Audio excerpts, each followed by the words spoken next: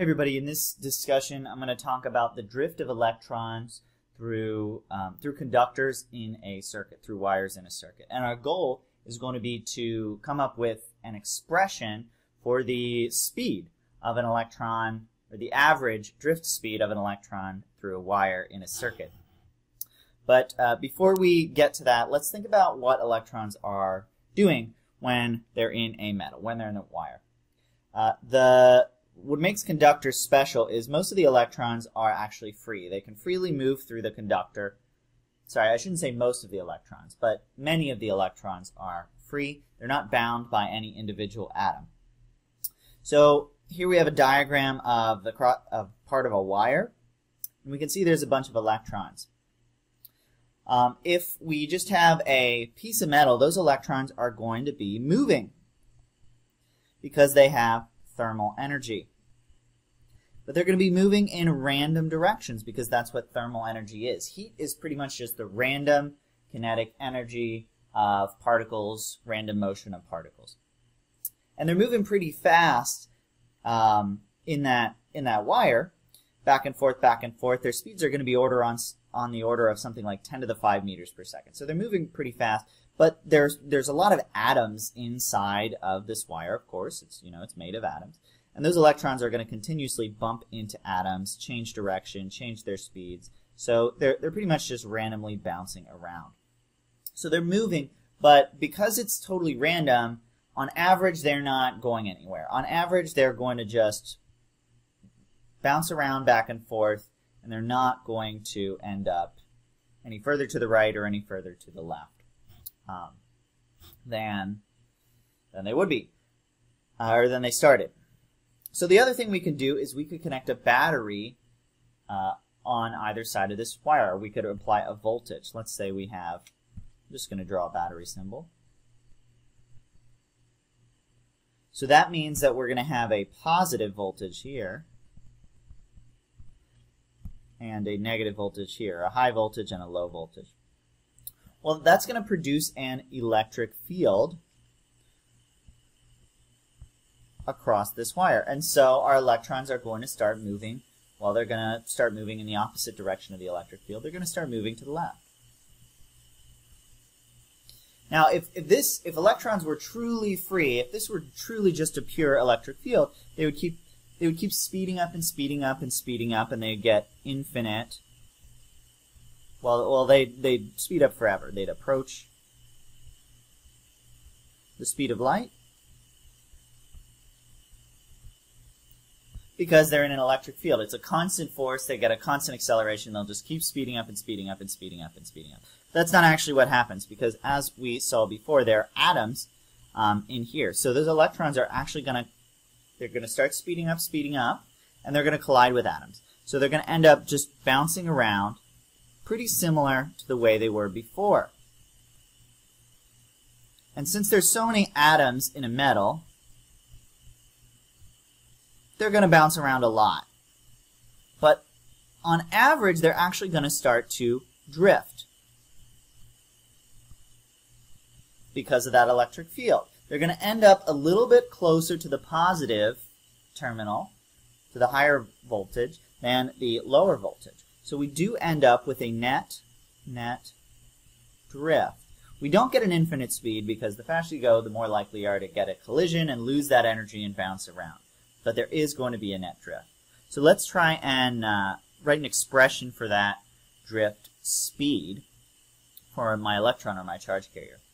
So here on the left I have another cross-section of a wire.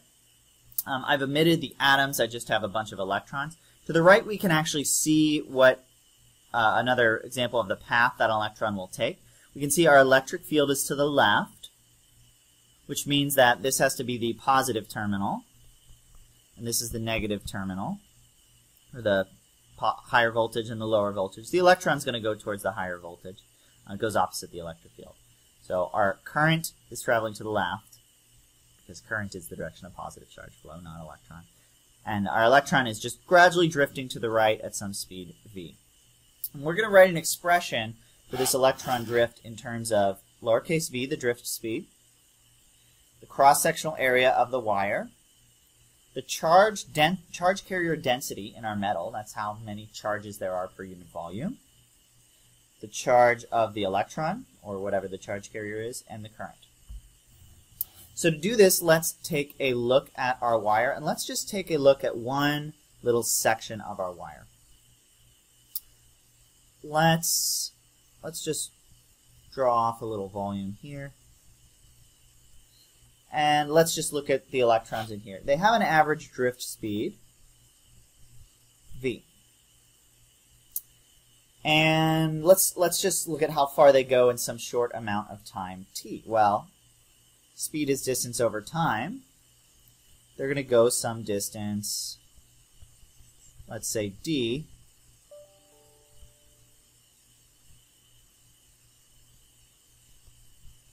d in that time. And that distance is just going to be the drift speed times time. Remember, this speed is an average speed, but on average they'll go this distance. Well, if we look at this wire, we can see that we have a volume. Let's take a look at the charge in this volume here. And I've broken this down into, basically I've cut the wire into these cross sections of area A. And so let's find the volume of that region in between that distance. Well, it looks like it's a cylinder, but really if it were a rectangular wire, it would just be some sort of prism shape. And the volume, that's going to be capital V, is equal to the area of the base times the height of the cylinder, or the length, area times d. But we know that d is equal to speed times time, so we could write that volume as area times drift speed times time. Let's rewrite that on a new line. Volume equals area times drift speed times time. Well, let's try and find the total charge in the volume.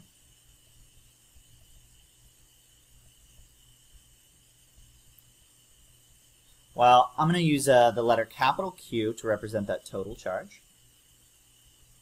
The total charge is just going to be the number of electrons, or number of charge carriers.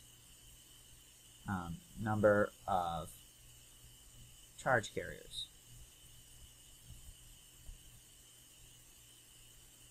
Well, if we want to figure out the number of charge carriers in that volume, we can look at the density.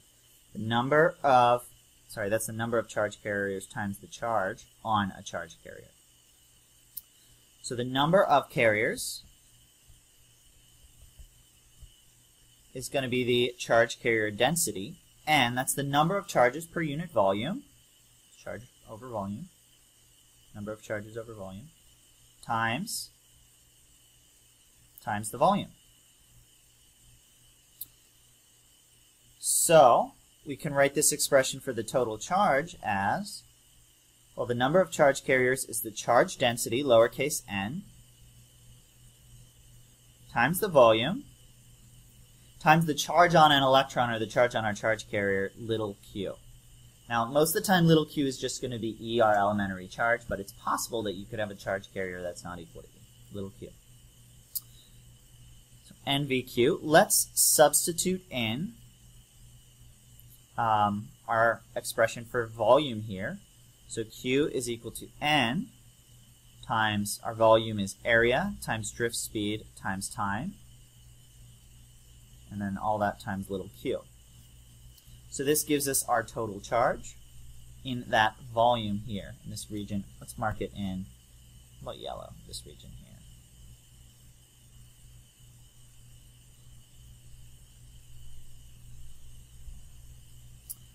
If we want to then find the current, write an expression for the current, well, current is charge per unit time. So we can just divide both sides by time, over time, over time. On the right side, our charge cancels, our time cancels. And on the left side, Q over T, big Q over T is current. So we get an expression that says I, our current, is equal to N cross-sectional area of the wire times drift speed times charge of a charge carrier.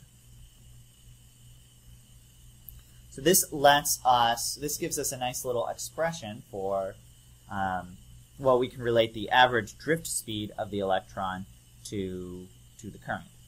We also need the density in the area and all that jazz. One other thing to note about this, the drift speeds of the electron, V, is going to be very, very small. It's going to be on the order of maybe like 10 to the minus 2 meters per second. So the electrons that are traveling through a wire are traveling maybe like a centimeter per second. Maybe even less than that. They're going very, very, very, very slow. They're drifting very slowly compared to their thermal energy, which is on the order of 10 or 100,000 meters per second. Compared to their thermal speed, that is. So drift speed is very slow. The electrons aren't actually moving along the wire very quickly. It takes them a long time to travel down the length of the wire. That's all. Bye.